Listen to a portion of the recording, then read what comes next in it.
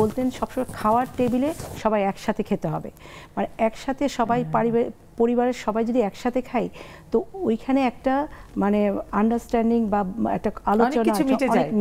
হ্যাঁ, খাবার টেবিলে তো বাবার সাথে আমরা সবাই একসাথে বসে মানে 3 বেলাই আমরা খাওয়ার চেষ্টা করতাম, এটা বাবা মিস করতেন না। যখন আমরা কেউ যদি বাইরে থাকতাম ফোন দিয়ে আমাদেরকে বলতো যে আসো একসাথে বসে খাই, মানে আমরা ছোটোবেলা থেকে একসাথে, যখন আমরা বড় হলাম স্কুল কলেজে পড়লাম তখনও বাবা আমাদের সাথে একসাথে বসে খেতেন, মানে 3 বেলা খাওয়াটা যাতে একসাথে আমরা খেতে পারি, তো একসাথে খাই, সেটা ওই খাবার টেবিলে অনেক আলোচনা অনেক সিদ্ধান্ত আমরা কিন্তু বাবা দিয়ে দিতেন।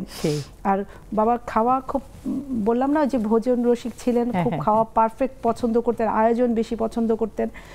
তো কিছু কিছু বিশেষ কিছু কিছু খাবার ছিল যে খাবারগুলো বাবার সামনে দিয়ে বাবার কাছ থেকে অনেক নাগুলো হা করানো যেত।